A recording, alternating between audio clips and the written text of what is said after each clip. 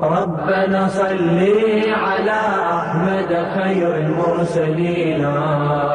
وعلى الساقي على الحوض أمير المؤمنين وعلى فاطمة الزهراء أم الأكرمين وعلى السبطين والسجاد زين العابدين. بسم الله وبه نستعين والصلاة والسلام على سيدنا ومولانا وطب قلوبنا أبي القاسم محمد وعلى آل بيته الطيبين الطاهرين ومن والاهم بإحسان إلى يوم الدين. أما ما شرف لا تفلا جبا وموبلا جلين فون إسلامي كفولي نو يلك كشينا كهنا كبركة أمي الله تعالى دليل على كوكا أني أو بلا جلين نبو أو بسم الله أو كجمكا مندي كنا لا نو يشرفوك كنه شرفلا دوبا دوما jamuka min sileno shirfla tv jabaranka nawe kuma shirfu ka fusamantiya uka doni anuka dofo ka noye uka tarikuye watibe ani ankaramo bisi nyogon fe munu be shirfu don munu yuka kalanka shirfu ka kalanrola kana kuma anye shirfu ka fusamantiya ka amado kene lada ya ankaramo a Sheikh Abu Ja'far Muhammad Jabate watibe ani alelbisi kani kene nyema ya nyogon fe nga ina fa ubela jilimbe akalama tumna kamni sungolo konnala atumitamaula anga jien jamana konna la Congo fla no Congo Brazza ni RDC no Congo Kinshasa fo kata se Gabon jamana ka ambe awlandi sodiya ka fo ambe Allah taala tanu ka wali mano ankaramo a Sheikh Abu Ja'far Muhammad Jabate anyuman dona anfe jamana konna la alhamdulillah rabbil alamin watamu nyana atuntara ko mun kana ma alaye ubela jele nyabo do hunna tawla ni ala sonama anni ankaramo a Sheikh Abu Ja'far Muhammad Jabate bina nyogon soro nabi أني أنكرمه الشيخ طاهر السيدبي الحاج طاهر السيدبي أنا اللي بينيون فبي أنا اللي بنجح كشرفوك كنني ما يعرفنا يشرفوك كلاندي عرفنا يشرفوك كنبادو شرفوك دمبادو نلاو تعالى صنعما أنا بنجح كما شرفوك كودوكا غيانا نعدو عن بركنا من أنكرمه بسم الله كفاية. السلام عليكم ورحمة الله تعالى وبركاته. وعليكم السلام ورحمة الله تعالى وبركاته. شيخ طاهر أم بكلو من كنلا كلو بنيا لمبادو نوي سيل فرنسي كلو zil qaada kalo bannani munum fora qur'an kono ka ko la horma kalo do nimma fli nin kalo yimbe adola zil qaada yere shirfu yemu fanye nin kalo yin samantiya ka أعوذ بالله من الشيطان الرجيم بسم الله الرحمن الرحيم والحمد لله الأول قبل كل أول والآخر بعد كل آخر بأوليته وجب أن لا يكون له أول وبآخريته وجب أن لا آخر له وأشهد أن لا إله إلا الله وحده لا شريك له وأشهد أن محمدا عبده ورسوله شهادة يوافق فيها سر الإعلان والقلب واللسان. اللهم صل على سيدنا محمد وعلى آل سيدنا محمد حتى لا يبقى من الصلاة شيء وبارك على سيدنا محمد وعلى آل سيدنا محمد حتى لا يبقى من البركة شيء وارحم سيدنا محمدا وعلى سيدنا محمد حتى لا يبقى من الرحمة شيء. شكرا أنسيسلون كفاني الله سبحانه وتعالى تقوي أن أمبولي أنا فانا أنا دبلو بلا جيلنا كفانا دبل سك علما أمي على فوق بركة داك أولين ماندو nema ni kishin barka chama ko ni ala fe akoke akana min mandika no Muhammad sallallahu alaihi wa alihi wasallama o nema no kishin barka nyona chama ko ni ala fe akoke akana min masudu ngo ka mun so na jenya ni an jiya toro ma ya sadina bisa sero anasi to go chenyi ka ni ala subhanahu wa ta'ala fa alaka hereka nawiye ka tele shrif la ba bela jilin fu malikono ani malikoka an karamɔgɔ bɛɛ lajɛlen fɛn fɛn ni o kɛra sabu ye ka an kalan an bɛ bɛɛ fo ka bɛɛ barika da nka kɛrɛnkɛrɛnnen la an bɛ an karamɔgɔ n'o ye Samad Sheikh Abu Ja'far Muhammad Jabate fo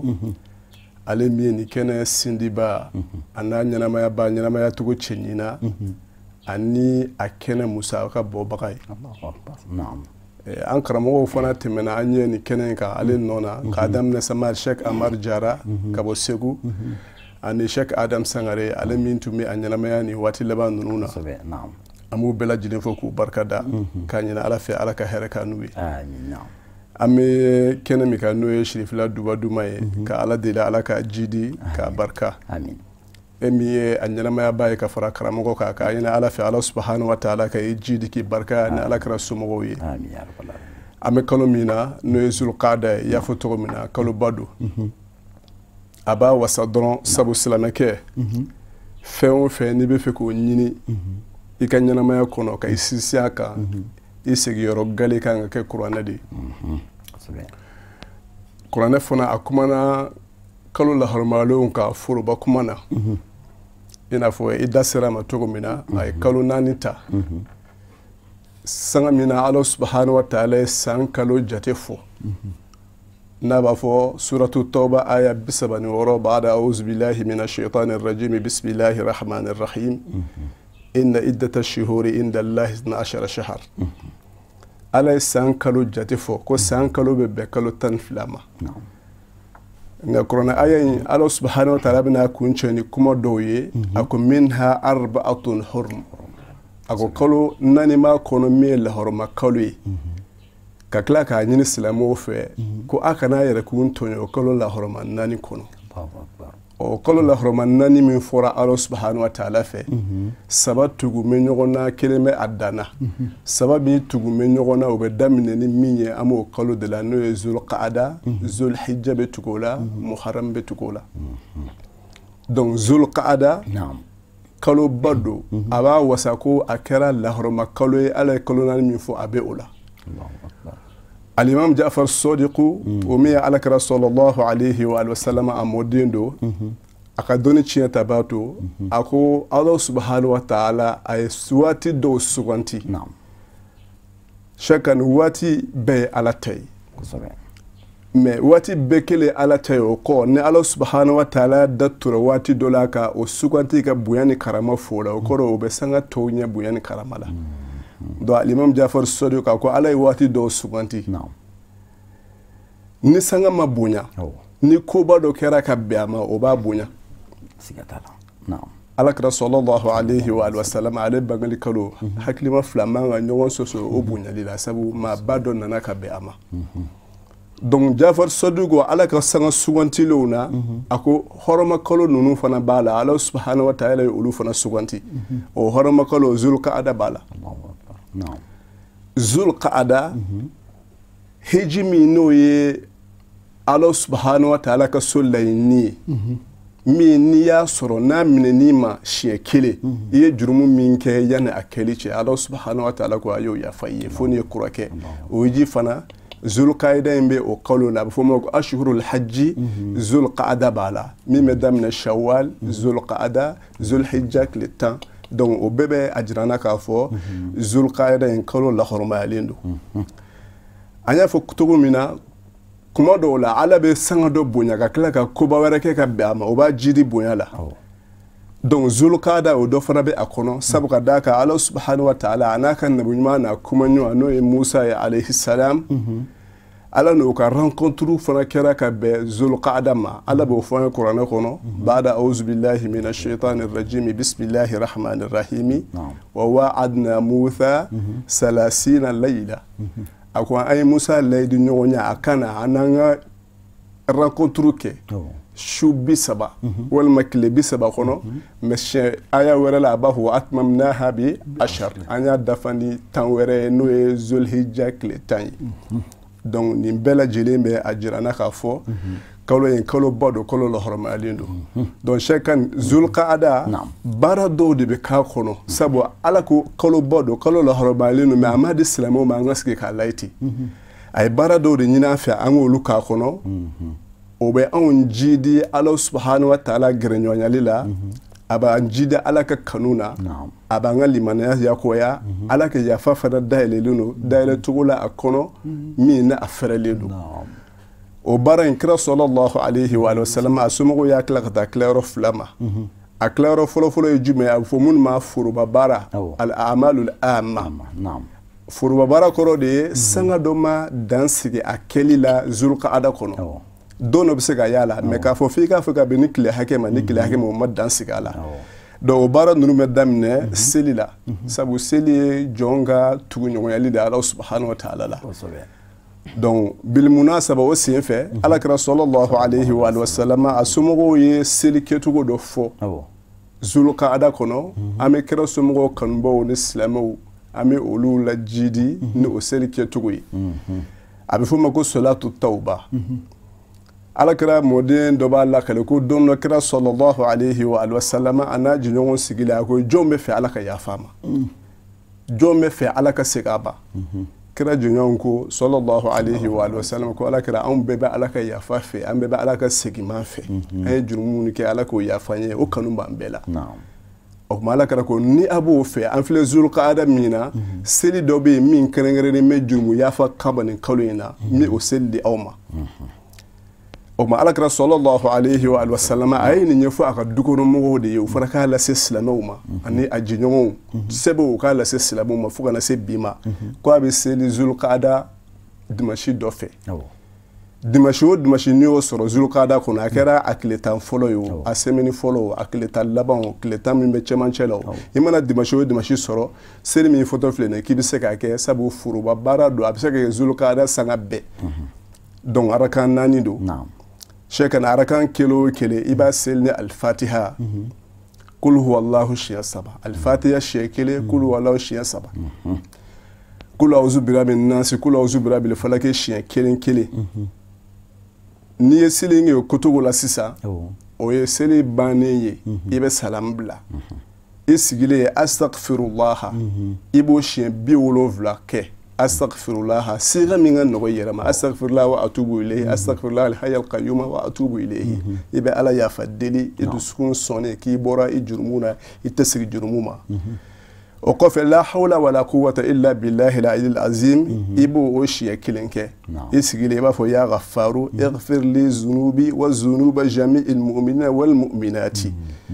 fa innahu la yaghfiru zunuba illa anta i b'a fɔ e yafa masa ne jurumu yafa i ka silamɛ cɛman ni musoman bɛɛ lajɛlen jurumu yafa b'a tɛ yen ni e tɛ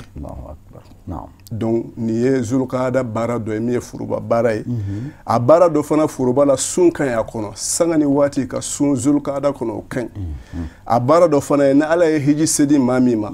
i taara fɔlɔ ou i bɛ magan deja o i ka lahalaya dɔ bila i yɛrɛ la hakili ni nin na k'a fɔ i bɛna hiji o kɔrɔ i k'i yɛrɛ labɛn hiji kama kuma teliya bolo ma nin ye foroba baaraw ye a baara filanan de ye al-a'malul khassa baara kɛrɛnkɛrɛnnen dɔw bɛ yen o bɛ bɛn dati dɔw de ma ka bɛn ko dɔw fana kɛli ma gindo dɔw fana bɛ o donw na n'o kow la n'o don tɛ o tɛ sɔrɔ don wɛrɛ la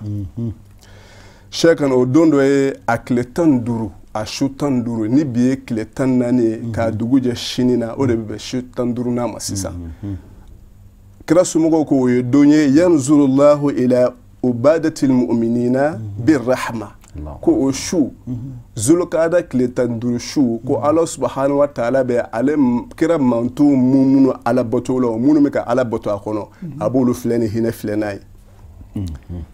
a tile 25 walima a su 25 o bɛ bɛn dugukolo fana fɛnsɛ don ma o ye don kɛrɛnkɛrɛnlen ye a tile 25 alakira somɔgɔw ko wulida ibrahim fihi alayhi salam ko sayyidina ibrahim bangara o don wa isa alayhi salam isa bangara o don wa habata adam bɔra sanfɛ kana dugukolo kan o don fana o fana ye don kɛrɛnkɛrɛnnen ye o don a bɛ kanu i ka janaba ko an baw ka hakɛ to i ka don su ni se b'i ye a ka fara ɲɔgɔn kan ka jamajɛ zikuru kɛ alakira somɔgɔw y'o kanu a don donc ninnu ye dakuruɲɛ fitinin an bɛ se ka minnu fɔ zulukada ka teliya la a bɛ laban ni min ye o ye a tile 11 imamu rida n'o ye alakira bɔnna dɔ ye alakira jeli dɔ don alakira ka dɔnni tiɲɛtaba dɔ don o bangena ka bɛn a ma o fana ziyarali kanunen don ka bɛn o don fana ma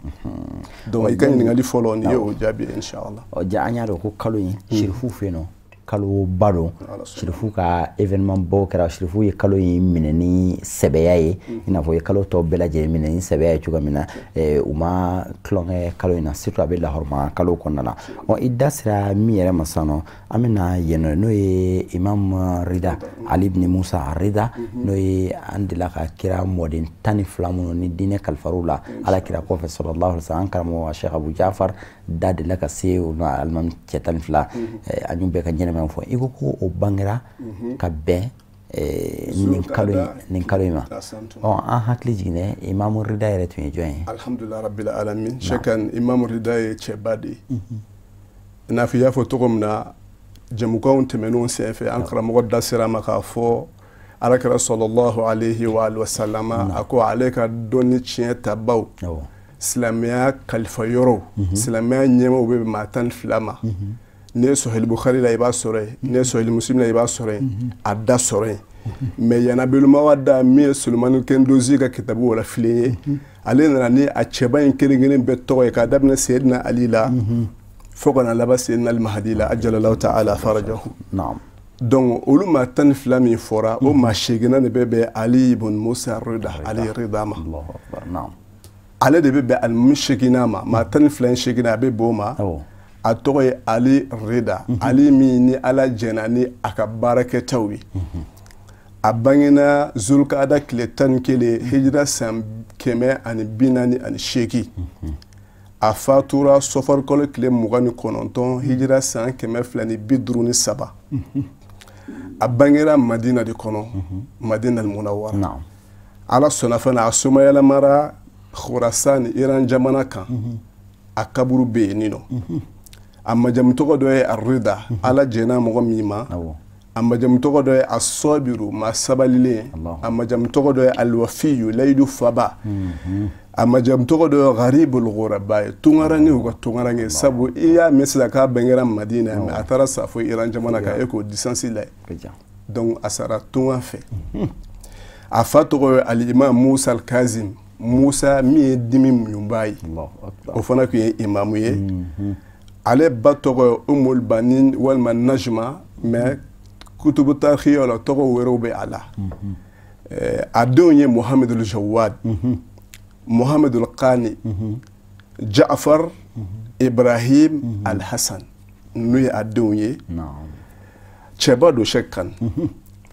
a tile bɛnna masakɛ min tile ma a bɛ fɔ o ma Ma'mun Sheikh Kan o masakɛ in ale siranko jugu alakira sallallahu alayhi wa sallam ka denbaya ye parce que bɛɛ n'i ka stratégie ale ka stratégie kɛra min ye maa gɛrɛ n yɛrɛ la parce que dɔw tun b'u faga k'u empoisonner k'u kanubaw faga mais ale y'a faamu ne ni gɛrɛ n yɛrɛ la a kanumɔgɔw bɛ n'a fɔ k'a nin ye n b'a fɛ ale y'a gɛrɛ a yɛrɛ la a kɛlen ka gɛrɛ a yɛrɛ la Imam Rida ye château de d'a ma a ko n'i ye n gɛrɛ i yɛrɛ la n nana i ka yɔrɔ la n tɛ fɛ k'an da don kitiko kuma foyi la a sɔnn'o ma mais Imam Rida nalen alayhi salam seli dɔ sera n'o ye selicini ye ale ka politique a bɛ fɛ k'a jira shirifu kanunaw ni alakira somɔgɔw la ko ne y'u nin ye ka sɔrɔ a ka kow b'a bolo duguma a ko Imam Rida ma ko n bɛ fɛ i ka seli ni mɔgɔw ye Imam Rida ko château min b'an ni ɲɔgɔn cɛ i b'o kalama k'a fɔ ne nana yan n tɛ fɛ k'an da don diinɛ kitiko kumaw la mais Ma'mun y'a gɛlɛya ko fo a ka seli n'u ye Imam Rida ko ne ko n ka seli ni mɔgɔw ye ne ne bɔ ka taa selikɛnɛ na n bɛ bɔ i b'a fɔ kira sallallahu alayhi wa sallam tun bɛ bɔ cogo min na n bɛ bɔ i n'a fɔ Sayyidina Ali tun bɛ bɔ cogo min na a ko n jɛna n'o ye donc ko Imam Rida ko problème t'a la n bɛna seli ni mɔgɔw ye donc Imam Rida a y'a ka jalamugu siri kira ka jalamugu siri cogo jalamugu jɛma riwaya ko ten ka abaan ko da kana ka labɛn alakira labɛn cogo la sallallahu alayhi wa sallam a ka mɔgɔw se k'olu tugu a kɔ masakɛ yɛrɛ ko gardiw ma k'u ka sɔli ka taa da la u ka accompagner ka taa misiri la donc ale bɔli min kɛra hayiba min b'a la manja min b'a la basigi min b'a la a kanu min bɛ Khurasan o dugulamɔgɔ ninnu kanu na Imam Rida bɔra ka taama daminɛ ko mɔgɔw bɔra k'u sigi sow sanfɛ o bɛ ka Imam Rida layɛ alayhi salam sɔɔni sera k'a y'a kunkɔrɔta a ko Allahu akbar sabu ni alimami bɛ taa misiri la selikɛnɛ na takbiriw de bɛ fɔ ka tugu a kɔ ka taa Imam Rida a ye alakɔrɔ min fɔ a fɔra ni nɔrɔ ani ala kanu ni ala ye siran min ye duguden minnu yani sɔrɔsi minnu b'a da fɛ ani ale yɛrɛ ka mɔgɔw bɛɛ tora k'a fɔ a nɔfɛ Allahu akbar Allahu akbar minnu bɛ so sanfɛ olu y'a fɔ a nɔfɛ kitabutigi ko mɔgɔ minnu tun b'a nɔfɛ n'o ye gardiw ye sokɛ fɛ hayiba min b'a la o kama k'olu dɔw y'a lajɛ fo ka bin ka bɔ so sanfɛ o tuma sisan a ka nin bɔcogo in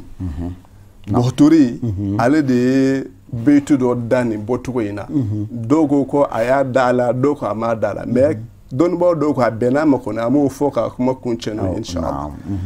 bɔtiri ko a ka so la a ko zakaru bi tali'atika annabiyya fahallalu i ye labɛn min kɛ ka bɔ Imam Rida a ye mɔgɔw hakili jigin kira la sallallahu alayhi wa sallam e yera dɔrɔn mɔgɔw ko la ilaha illallah automatiquement ka sɔrɔ u yɛrɛ se t'a la ako lamma tola'ta min as-sufufi ka baro i bole kana mogo cɛla bɛɛ Allahu akbar fo i nɔfɛ hatta intahayta ila al-musalla labisan nur al-huda ko fo i taara se seliyɔrɔ la nɔrɔ fini de b'i la a bɛ bange i la a danŋɛnɛmayalen b'i la a bɛ faamu wa mashita mishata khadi'in mutawaddin i taamara majigi taama ala israel taama la i y'o taama min kɛ majigi la lillahi y'a kɛ ala kama i ti ka waso i tigi yɛrɛ bonya a nana kuma kuncɛ min a ko walaw anna mushtaqan a ko ale kalina n'o y'a sɔrɔ kanuɲɔgɔn dɔ takallafa ghayra ma fi wus'ihi ku u y'a ɲamara ni fɛn ye min se t'a ye la masha ilayka al-minbaru i bɛna taa jɔ minbar min sanfɛ ka khutuba kɛ i kanu fɛ k'o tun bɛ bɔ misiri kɔnɔ k'i kunbɛn jango mɔgɔw donc shakka ni ye Imam Rida ye kuma kuntala sura la inshallah ala kɛra mɔden don alimami don ala ye siranyɛba don silamɛw ɲɛmɔgɔ don inshallah an bɛ an ka kadiri kɔnɔna la n'o ye Sirifula duba duman ye Sirifu ka baro de bɛ fɔ yan nɔ kɛrɛn sigilen don kɛrɛnkɛrɛnya la Sirifu dɔrɔn de fɔli kama an y'o de sugandi wa an b'o de fana kan kɛnɛ in fana tɔgɔ dara o de la alhamdulillah an bɛ ka kuma min na an ye kalo in samantiya fɔ Sirifu ka bonya kaloba don ka d'a kan Sirifu yɛrɛ bɔra min dɔ la n'o ye u mɔkɛba dɔ ye n'o ye Ali ibn Musa Rida e bɔra k'o de fɔ ni waati ka dɔn ninnu ɲɛfɔli ma Sirifu ninnu tɛ se ka dɔn ka ban fɛn dɔ de bɛ fɔ mɔgɔw ye dɔrɔn ka hakili ka sɔri yɔrɔ sɔrɔ aw yɛrɛ ka dayɛlɛ mɔgɔw ye mɔgɔw ka ɲini k'a dɔn bi don an ye don internet la don Google kɔnɔ don YouTube kan u ka ɲini k'a dɔn Imam Rida tun ye jɔn ye k'a ka view ɲini k'a dɔn ni ma fili a ka filmu yɛrɛ dilannen don a tɔgɔ la min b'a ka ɲɛnamaya walawala kosɛbɛ Imam Rida a sabatira a kaburu la mɔgɔw bɛ taa ziyaraw kɛ yen nɔ caman an kila ala ye aw yɛrɛ garisɛgɛ aw taara sen jɔ yen nɔ ka taa ziyara kɛ wa an y'a mɛn fana ko duwawu bɛ jaabi mɔgɔw bɛ dilan a kaburu la an bɛ Alahu taala de ala ka ziyara nɔgɔya an bɛɛ lajɛlen waati n'a cogoya min fɛ ka duwawu k'an ye alhamdulillah an bɛ duwawu kɛ yan'o cɛ an bɛ ala b'a bɛɛ lajɛlen ala i b'a bɛɛ fɔ kura ye an karamɔgɔ n'o ye Samad Sheikh Abu Jafar Mɔgɔ Jabati an b'a fɔ layibaw b'a dɔn inshallah k'a fɔ ale a ka di ale da cogo min na ani a faamu min bɛ ale la n'a dɔnni min bɛ ale la o mɔgɔ sɔrɔ ka gɛlɛn mais inshallah an bɛ ala ka hɛrɛ kɛ ani silamɛ bɛɛ lajɛlen teletigiya fana n'o ye an karamɔgɔ Samad Sheikh Usman Madani Dara an b'a fɔ a denw ni an baw ni kanuɲɔgɔn ni kalandenw ka bɛɛ fo ka ɲini ala fɛ ala ka hɛrɛ k'an n'aw ye ka i yɛrɛ fo inshallah rabbana atina fi dunya hasana wa fil akhirati hasana wa qina adhaban nar rabbana la tuzigh qulubana ba'da idh hadaytana wa hab lana min ladunka rahmatan innaka antal wahhab subhana rabbika rabbil izzati amma yasifun wa salamun alal mursalin walhamdulillahi rabbil alamin an bɛ an karamɔgɔ Sheikh Tahir Sidibe fo ka waleɲuman dɔn an bɛ maaw hakili k'a fɔ ko diinɛ baarakɛla don wa an ka kalanden minnu fana ye kalan kɛ kira somɔgɔw tɔgɔ la kalanyɔrɔw la o tɔn min bɛ jamana in kɔnɔna la o tɔn in ɲɛmɔgɔ don wajulukɛla don lakalanikɛla fana don an bɛ a fɔ ka dugawu ɲini a fɛ ka tila ka dugawu kɛ a ye ka segin ka aw hakili jigin k'a fɔ ko an karamɔgɔ Sheikh Abu Jafar Muhammad Jabati Ayatollah a ɲuman donna an fɛ jamana in kɔnɔ Mali kɔnɔ yan nɔ ka bɔ a ka taamaw la taama min tun ye daminɛ nana ye Pointe-Noire Brazzaville Congo Brazza jamana kan fo ka taa se Kinshasa RDC jamana kan Libreville Gabon kaw fɛ yen nɔ ka u bɛɛ lajɛlen fo a tɛmɛna yɔrɔ yɔrɔ la minnu ye a bisimila minnu taara ziyaraw k'a ye minnu ye bonyaw k'a ye minnu nisɔndiyara n'a ka nali ye nin jamana ninnu bɛɛ lajɛlen kɔnɔ an b'u bɛɛ lajɛlen fo waati bɛna di ni ala sɔnna ni a yɛrɛ sera kɛnɛ kan an da bɛna don taama in na nafa minnu sɔrɔla la an da bɛna don o la yala an ka bɔ kuma kɔnɔna la an bɛ folikan kɛrɛnkɛrɛnnen ka dugawu kɛ an ka hijidenw bɛɛ lajɛlen minnu ni ŋaniya bɛ u la ɲina ka taa hiji la an ka hijikɛla an b'a dɔn dɔw ye tagali daminɛ ka ban dɔw fana bɛ labɛnw na tagali kama an bɛ dugawu kɛ u ye ka dugawu ɲini u fɛ ala ka bɛɛ lajɛlen ɲuman se hiji kɛyɔrɔ la ka hiji baara in nɔgɔya bɛɛ lajɛlen hiji min fɔra ko alhajjul mabrur laysa lahu jazaa'un illa aljanna ka fɔ hiji min kɛra ka ɲɛ hiji ɲuman ko sara foyi t'a la ni aljinɛ tɛ an bɛ Alahu taala deli ala k'an ka hijidenw bɛɛ lajɛlen ka hiji kɛ o ye minnu tun y'a kɛ ka kɔrɔ ani minnu bɛ ala ɲina ala k'a bɛɛ lajɛlen ta minɛ k'a bɛɛ lajɛlen kɛ hiji ɲuman ye minnu fana m'a sɔrɔ fɔlɔ san nataw la ya rabi ala k'a nɔgɔya ani aw bɛɛ lajɛlen an bɛ an ka équipe technique fo minnu ye an dɛmɛ ka nin baara in kɛ ka d'a kan ni ye aw ye an ja bɔtɔ ye maa dɔw de bɛ caméra kɔfɛ maa dɔw de bɛ